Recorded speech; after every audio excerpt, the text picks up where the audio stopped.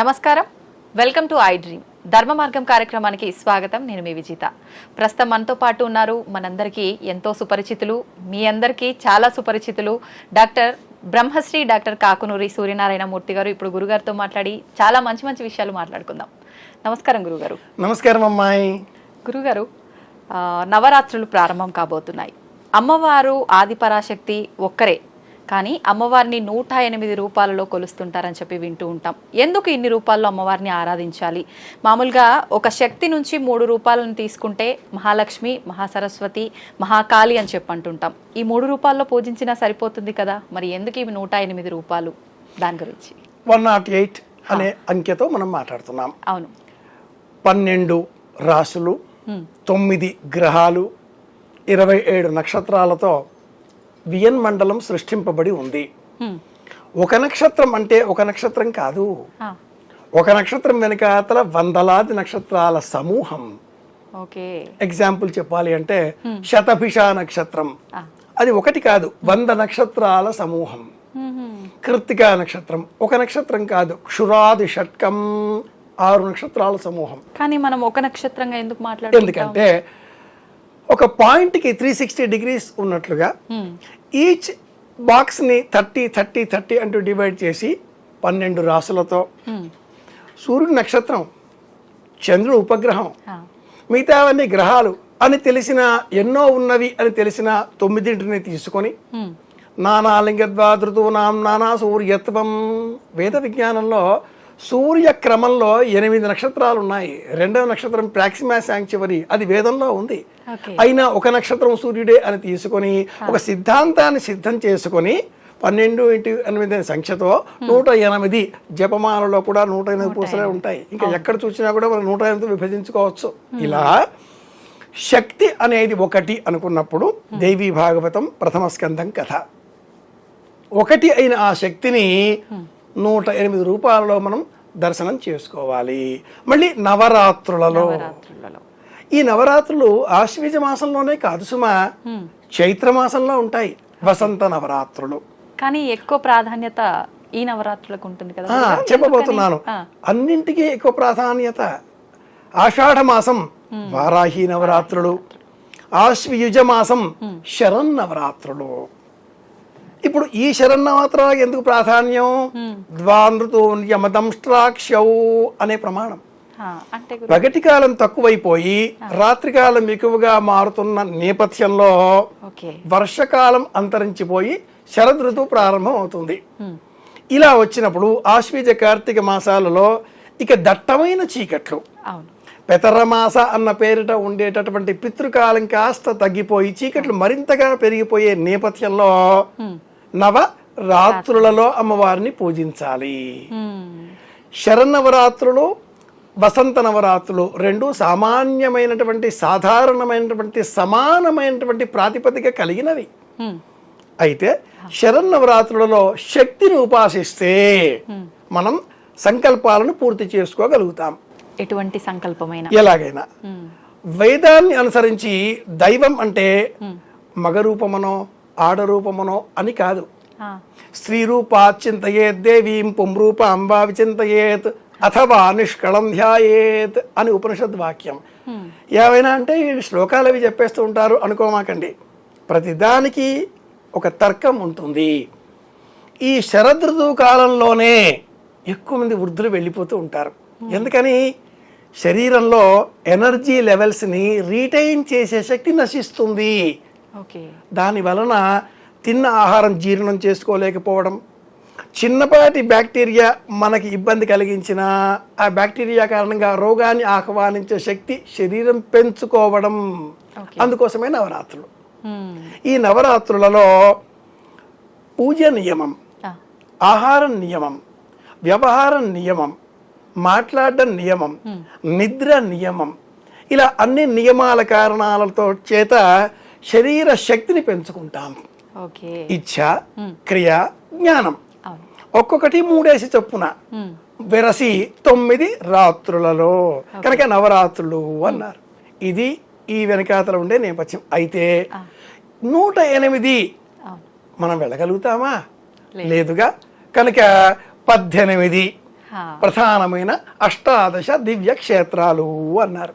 Okay. 18 ఇవి కూడా వెళ్తామా లేదా? 54 అన్నారు. ఇవన్నీ ఏ పురాణంలో ఉన్నాయి?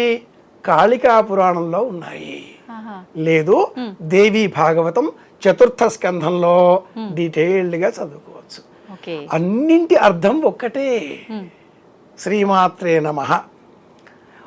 ఒక పేరిట బాల, ఒక పేరిట రాజరాజేశ్వరి, ఒక పేరిట మరొక దేవీ రూపం చండి అన్న పేరిట, ఇలా వివిధ రూపాలలో అర్చిస్తుంటారు. ఏదైతేనేమో సమస్త మహిళా ప్రపంచంలో ప్రతి స్త్రీలో కూడా దుర్గను చూడాలి, అమ్మను చూడాలి, అమ్మతనాన్ని ఆస్వాదించాలి. హక్కును చేర్చుకునేటటువంటి ప్రేమించేటటువంటి శక్తి మహిళకే, అమ్మకే. కనుక అందరిలో అమ్మను చూడాలి అని చెప్పే ఉద్దేశంతో ఈ ఆశ్వీజ మాసంలో ఈ శరన్నాథ ఉత్సవాలు ఇలా ఏర్పాటు చేసింది సంప్రదాయం. ఇది నేపథ్యం. గురువుగారు, ఒకప్పటి కాలంలో మనకు వినాయకుడు నవరాత్రులైనా అమ్మవారి నవరాత్రులైనా నవరాత్రులుగా 9 రోజులు అనే ఆచారం లేదు. అది రాను రాను కొనసాగింది అని చెప్పి విన్నాను. అది నిజమే అంటారా? సగం మాత్రమే నిజం. ఏ విషయంలో? వినాయక సంబంధంగా నవరాత్రులు లేవు లేవు లేవు. ఓకే. వినాయకుడిని అర్చించే విధానం భవిష్యోత్తర పురాణంలో ప్రత్యేకంగా ఒకే రోజు పూజించాలి అని చెప్పబడి ఉంది. ఒకే రోజు వరసిద్ధి వినాయక వ్రతం ఒకే రోజు. అది కూడా వినాయక మండలం. నక్షత్రాలే. మన ప్రతి పండగ నక్షత్రాలకు కూడుకున్నదే. ఆశ్లేష నక్షత్రం, హస్త నక్షత్రం జమిలిగా ఉదయించే కాలంలో కన్యా రాశికి సంబంధించి కనిపించేటటువంటి హస్త నక్షత్రం ప్రత్యేకంగా ఈ భాద్రపదంలో కనుక వినాయకుడి పూజ ఆ ఒక్క రోజే. ప్రాతర్యావాణం ప్రథమాయుజధ్వం అని వేదమంత్రం. మనకు వేదమే ప్రమాణం.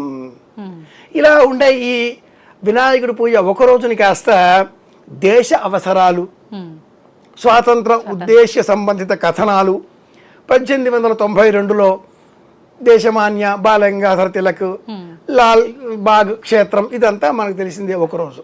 అయితే ఈ నవరాత్రులకు కూడా నక్షత్రాలే కదా మనం చెప్పుకోవాలి. వినాయకుడు ఒకరోజు, కానీ శరన్వాది ఉత్సవాలు మట్టుకి 9 రోజులు. ఏమిటి ప్రత్యేకం? ఇందులో హస్త నక్షత్రం ఉన్న రోజు మొదటి రోజు. హస్త నక్షత్రం ఏ సమయంలో ఉంటుందో ఆ సమయంలోనే కలశ స్థాపన, నవరాత్రి ఆరంభం. మనం అమ్మవారి పూజ పటంతో చేయొచ్చు, విగ్రహంతో చేయొచ్చు, కలశం పెట్టి చేయొచ్చు, శ్రీచక్రంతో చేయొచ్చు. అసలు సజీవంగా ఉండే 2 ఏళ్ల నుంచి ఆరంభం చేసుకుని 10 ఏళ్ల వరకు ఉండేటటువంటి చిన్నారి బాలికలని అమ్మగా గుర్తించి కుమారి పూజ అన్న పేరిట చూడొచ్చు. ఉద్దేశ్యం ఒకటే, అందరిలో అమ్మను చూచే ఉద్దేశ్యం ప్రధానం. హస్త నక్షత్రం చంద్ర నక్షత్రం. అలాగే శ్రవణ నక్షత్రం 2వ చంద్ర నక్షత్రం. హస్త నక్షత్రంతో ప్రారంభం చేసి శ్రవణ నక్షత్రంతో పూర్తి చెయ్యాలి చంద్ర నక్షత్రాలు. ఇవి నవరాత్రులు. రెండింటి మధ్య 9 వస్తాయి అంకె. 3 నక్షత్రాలు చంద్ర అనుకున్నప్పుడు 1 హస్త, 2 శ్రవణం, 3 రోహిణి. రోహిణి నక్షత్రం కృష్ణుడి పుట్టినరోజుకు సంబంధించిన నక్షత్రం. కనుకనే నవరాత్రులలో శ్రీకృష్ణ శ్యామలాదేవి, కృష్ణుడిని ఆరాధన చేసే వాళ్ళంతా తప్పనిసరిగా శ్యామలాదేవి పేరిట, చండీ పేరిట, బాలా పేరిట, రాజరాజేశ్వరి పేరిట శరన్నవరాత్రి ఉత్సవాలు ఈ చంద్ర నక్షత్రాలకు సంబంధించినవి కనుక తప్పనిసరిగా చేస్తారు. హస్త టు శ్రవణం. ఇది నవరాత్రుల వెనుక ఉండే ఖగోళ వైజ్ఞానిక అంశం. గురుగారు, కుమారి పూజ అన్నారు కదా, ఇది అన్ని ప్రాంతాల్లో ఆచరిస్తుంటారా? అది ప్రాంతాన్ని బట్టే ఉంటుందా ఏదైనా పర్టికులర్గా? ఆధ్యాత్మిక తరంగం అనుకున్నప్పుడు ప్రాంతానికి సంబంధించింది కాదు, ప్రపంచానికి సంబంధించింది అని మనం ఆలోచన చెయ్యాలి. వైజ్ఞానికంగా ఉండే ఆ నక్షత్రాలు ఒక ప్రాంతానికే కనిపిస్తాయా? కావుగా ప్రపంచమంతా. కనుక ప్రాంతాలకు సంబంధించినది కాకుండా కుమారి పూజ ప్రపంచవ్యాప్తంగా అన్ని దేశాలలో ఉండేవాళ్ళు చేయాలి. ముఖ్యంగా చిన్నారి బాలబాలికలలో అమ్మను చూసే ప్రయత్నం చెయ్యాలి. ప్రపంచమంతా దుర్మార్గం పెరిగిపోతోంది. అవును గురు. మహిషాసురులు, చండముండులు, శుంభనుశుంభులు, రక్తబీజులు ఇలాంటి వాళ్ళంతా పెరిగిపోతున్నారు. వీళ్ళంతా ఎవరు? మార్కండేయ పురాణంలో చెప్పబడ్డ సప్తశతిలో ఉండే మహారాక్షసులు. 13 చరిత్రలలో వీళ్ళందరినీ ఆ జగజ్జనని అంతం చేసినట్టుగా మనం చదువుకుంటున్నాం. వీళ్ళందరూ మళ్ళీ రోగాల రూపంలో రక్తబీజుడు క్యాన్సర్, రక్తాక్షుడు, మరొక విధంగా మనం స్కిన్ డెర్మా సంబంధంగా చెప్పుకునే ఒక రోగం టీబీ అంటామే, అలాంటిది. ఈ రాక్షస స్వరూపాలన్నీ రోగాల కారకంగా. శరీరం బోధకాలు, చండు. రాక్షసులందరికీ రోగాలతో మనం ఆ గుణగణాలను ఆపాదించి సామాన్య మానవుడికి సైంటిఫిక్గా చెప్తే అర్థం చేసుకోడు కనుక ఖగోళ విజ్ఞానం అంతా రాసిపోసి నాయనా ఇది అంటే వాడు నోరళ్ళ పెడతాడు. కాబట్టి అమ్మవారు, పూజ, కుంకుమ, పసుపు, శ్రీచక్రం సులభమండి. 2 ఏళ్ల అమ్మాయి కళ్యాణి, 3 ఏళ్ల అమ్మాయి రోహిణి, 4 ఏళ్ల అమ్మాయి, ఇలా 10 ఏళ్ల వరకు ఉండే చిన్నారి బాలికలని కూర్చుండబెట్టి వాళ్ళకి గాజులు, కాటుక, కుంకుమ, పువ్వులు, అలాగే కాళ్ళకి పారాణి, ధరించే నిమిత్తమే మంచి దుస్తులు, బహుమానాలు ఇచ్చి కూతురి వలే, సోదరి వలే, తల్లి వల చూడాలి ప్రపంచానికి అంతటికీ కూడా. అందుకే ఈ రాక్షసులలో ఎవరు కూడా మహిళలు లేరు. గమనిస్తే రాక్షసులంతా ఎవరు? చండముండు, శుంభనిశుంభుడు, రక్త బీజులు, మహిషాసురుడు.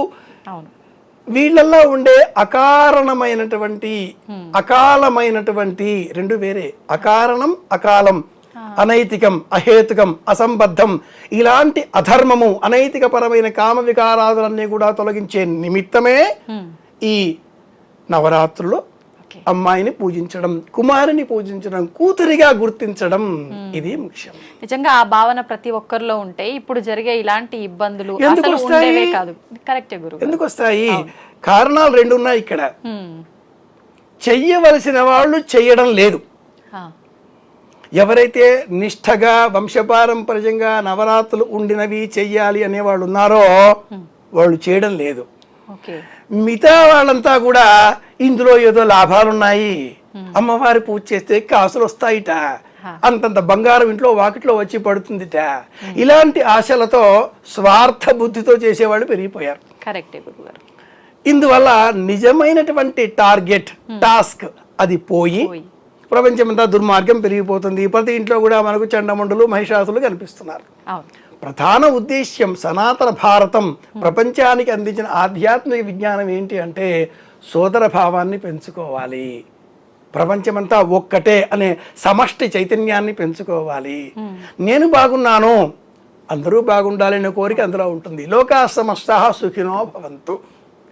ఈ నేపథ్యంలో నవరాత్రులు ఇందుకే ఏర్పాటు చేశారు. ముఖ్యంగా 2వ అంశం, తగనటువంటి వాళ్ళు ఆకర్షణతో చేస్తున్నారు. ఇది నిజం గురువు గారు, అది చాలా ప్రమాదకరం కదా.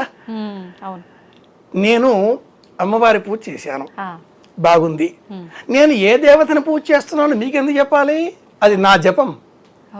ఇప్పుడు చెప్పేవాళ్ళు కూడా, ప్రవచనకారులు కూడా ఉపాసక పేరుతో నేను రాజరాజేశ్వరి ఉపాసకన, నేను శ్రీచక్రోపాసన, నేను అలా చెప్పకూడదు. చెబితే అది కమర్షియలైజేషన్ అవుతుంది, అర్థవాదానికి దారితీస్తుంది. నేనే జపం చేస్తున్నానో లోకానికి ఏమిటి సంబంధం?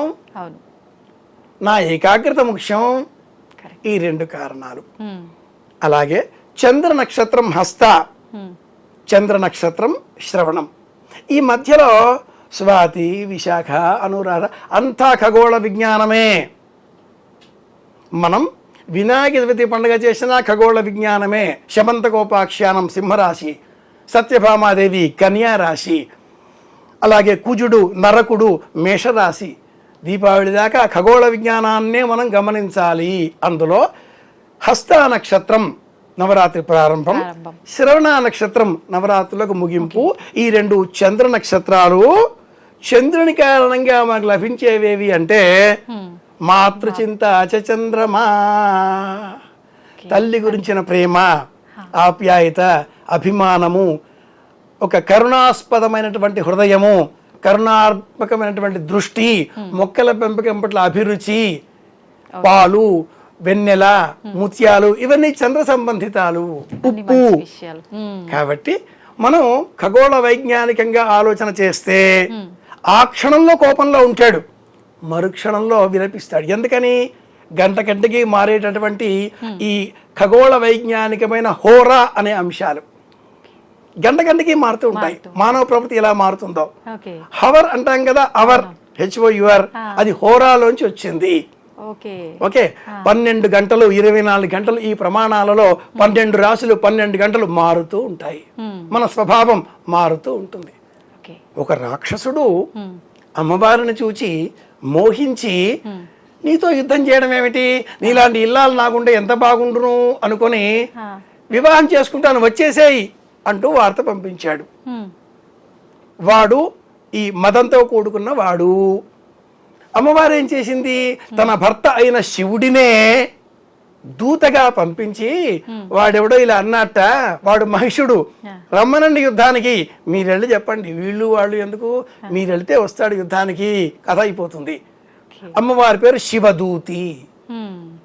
ఈశ్వరి చెబితేనే శివుడు వెళ్ళి చెప్పాడు కాబట్టే ఈశ్వరి శివుడిని కింద తనకు సింహాసనంగా వేసుకొని ఆ పైన చెరుకు గిడ పట్టుకుని కూర్చుంటుంది రాజరాజేశ్వరి రూపంలో.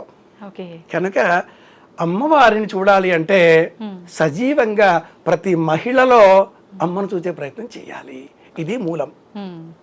గురుగారు, ఇంకొక చిన్న డౌట్. మనం ప్రతిసారి కూడా విజయవాడ అమ్మవారిని ఏ రకమైన అలంకరణలతో రోజు అవతారాలతో పూజిస్తారో ఆ ఆచారాన్ని మన దగ్గర పాటిస్తూ ఉంటాం. అయితే ప్రతిసారి ముందు స్వర్ణ కవచ అలంకార అవతారంతో మొదటి రోజు పూజిస్తారు, కానీ ఈసారి బాల త్రిపుర సుందరి అవతారంతో పూజిస్తున్నారని చెప్పి చిన్న వార్త విన్నాము. నిజమేనా గురుగారు? ఎందుకని? చిన్నదేం కాదమ్మాయి, ఇది గత సంవత్సరం కూడా ఇలాగే చేశారు. అవునా? 2 ఏళ్లుగాను. అయితే 80వ దశకంలో కూడా ఇలాంటి మార్పులే వచ్చాయి. అవతారాలలో అమ్మవారిని చూడాలి అనుకోవడం అవివేకం. అలాగే విజయవాడలో ఉండే అలంకారాలే అందరూ పాటించాలి అనుకోవడం మా అవివేకం. ఎందుకంటే శాస్త్ర ప్రకారంగా నవదుర్గలని ఆరాధన చేసే క్రమం శ్రీశైల క్షేత్రం. ప్రథమం శైలపుత్రీ చ, ద్వితీయం బ్రహ్మచారిణి, తృతీయం చంద్రఘంటా చ, కూష్మాండే నిరుత్తకం, పంచమం స్కంధమాతే చ, షష్ఠం కాత్యాయని రిపుః. ఇవన్నీ మళ్ళీ మనకు జ్యోతిషపరమైనటువంటి ఆధారాలతో ఉన్నాయి. పంచమం స్కంధమాత అమ్మ అన్నప్పుడు కుమారస్వామిని కుమారుడిగా పొందిన తల్లిని పూజిస్తున్నాం. జ్యోతిషపరంగా పంచమ భావం సంతాన క్షేత్రం. షష్ఠం కాత్యాయని, శత్రుత్వ గుణాలు. కాత్యాయన మహర్షి దేవతల కోపాన్నంతటిని ఒకచోట సమీకరించడంతో అమ్మగా మారింది. దేవతల కోపం అది. ఆ కోపమంతా ముద్ద. ఎందుకని? ఈ రాక్షస సంహారం చెయ్యాలి. వాడు దుర్మార్గంగా ఉన్నాడు, మహిషంగా ఉన్నాడు. ఎవరైనా తిట్టాలి అంటే అమ్మాయి ఆవు అని తిట్టరు, దున్నపోతా అనే తిడతారు. ఎందుకని? వాడు మహిషుడు, మదం. రాక్షసత్వం అంటే మళ్ళీ మనం ఏదో కోరలు కొమ్ములు అనుకోకూడదు. రావణాసురుడు ఎవరు అంటే బ్రహ్మ అనే బ్రాహ్మణ వంశానికి సంబంధిత దేవతగా ఉండే స్వరూపం అనుకుంటే బ్రహ్మ మునిమనుడు కదా. కాబట్టి కులానికి సంబంధించి రాక్షసత్వం చెప్పకూడదు. ఇతరుల స్వార్థ, ఇతరుల యొక్క స్వేచ్ఛని బంధించేటటువంటి వాడు రాక్షసుడు అవుతాడు. ఇతరుల స్వేచ్ఛ లేకుండా నియంత్రించేవాడు రాక్షసుడు అవుతాడు. అంతేగాని కోరలు కొమ్ములు అనుకోవకర్లా. మన కథలోకి వచ్చేస్తే స్కంధమాత జ్యోతిషపరంగా పంచమ రూపం సంతానం, షష్ఠం కాత్యాయని. ఇలా విజయవాడ అలంకారాలే అని కాకుండా దేవీ భాగవతం చెప్పినటువంటి శైలపుత్రి ఈ అలంకార రూపాన్ని మనం పూజించాలి. వరంగల్లో కానీ, మైసూరులో కానీ, శ్రీశైలంలో కానీ, ఇతర సుప్రసిద్ధమైనటువంటి 18 శక్తి పీఠాలలో కానీ అమ్మవారిని నవదుర్గల అలంకారాలలోనే సేవిస్తారు. అలాగే శ్రీశైల క్షేత్రంలో సప్తమాతృకల పేరిట కౌమారి, బ్రాహ్మి, వైష్ణవి అలా ఆ రూపాలలో. కనుక ఆచారాలు అనేవి ఇలా ఏర్పడుతూ ఉంటాయి. గత సంవత్సరం ఇలా ఎందుకు ఏర్పడింది? హస్త నక్షత్రం నుంచి శ్రవణ నక్షత్రం వరకు 9. కానీ ఒక్కొక్కసారి తిథి అతివ్యాపకత్వం లేక పరిమిత కాలం కావడం అనే సందర్భాలు ఏర్పడినప్పుడు ఆ తిథి 3 రోజులు 2 రోజులు వచ్చినప్పుడు 2 రోజులు షష్ఠి ఉదయం ఉంటుంది. ఆహాహా. కొంత గుర్తుండాలి, 2 ఏళ్ల క్రింద ఒకటే రోజున ఉదయం మహాలక్ష్మి అలంకారం, సాయంత్రం అన్నపూర్ణ అలంకారం, ఇలా కూడా చేసిన సందర్భాలు విజయవాడలో మనం చూసి ఉన్నాం. 10 రోజులు వచ్చినప్పుడు స్వర్ణ కవచాలంకృత కనకదుర్గ, 2వ రోజున బాలా త్రిపుర సుందరి, 3వ రోజున అన్నపూర్ణ, 4వ రోజున గాయత్రి, 5వ రోజున మహాలక్ష్మి. ఈ క్రమంలో మళ్ళీ ఇంకో వ్యత్యాసం ఉంది. ఏంటి గురుగారు? నవరాత్రుల్లో ఏ రోజు మూలా నక్షత్రం వస్తుందో ఆ రోజున సరస్వతి అలంకారం చేస్తారు కదా. కాబట్టి ఈ అలంకారాల నియమానికి ఒక పద్ధతి, ఒక సంవత్సరం, ఒక నిర్ణయం అంటూ లేదు. ఇప్పుడు స్వర్ణ కవచాలంకృత కనకదుర్గ గత సంవత్సరం తొలగించేశారు, ఈ సంవత్సరం తొలగించేశారు. ప్రత్యామ్నాయంగా మహాచండీ అనే రూపాన్ని ఒకటి ఏర్పాటు చేశారు. ఏ రూపమైనా కూడా సాధకులు అన్నింటికి కూడా నానా రూపధరో భూత్వా అమ్మా నీవే తప్ప ఇదఃపరం బెరుగను నవరాత్ర వ్రతం అని సంకల్పం చేస్తారు.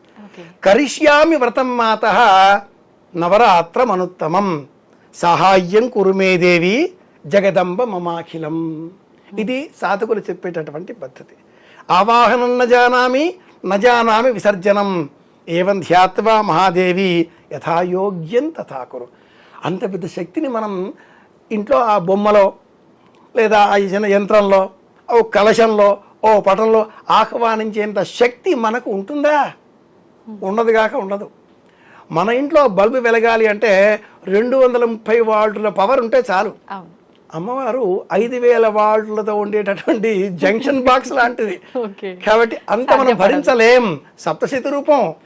కాబట్టి ఏవం ధ్యాత్వా మహాదేవి, నాకు తోచినంత నేను చేస్తాను తల్లి, యథాయోగ్యం తథాకురు. ఆత్మీయులారా, అనేక మంది అనేక రూపాలలో ఈ చీర కట్టండి, ఈ ప్రసాదం పెట్టండి, ఈ నైవేద్యం ఏర్పాటు చేయండి, లేకపోతే కొంప కొల్లేరవుతుంది అని బెదిరిస్తూ ఉన్నారు.